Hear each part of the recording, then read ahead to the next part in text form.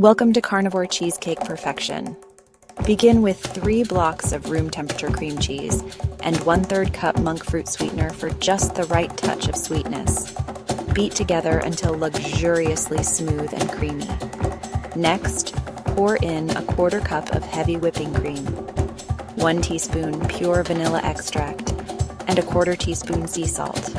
Mix until fully combined. Now crack and add 3 large eggs, one at a time, blending gently.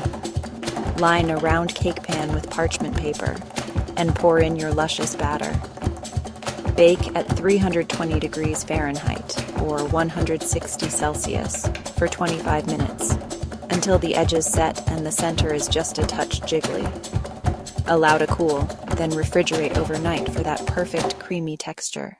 Slice, serve, and surrender to pure indulgence. Like and follow for more irresistible keto carnivore desserts.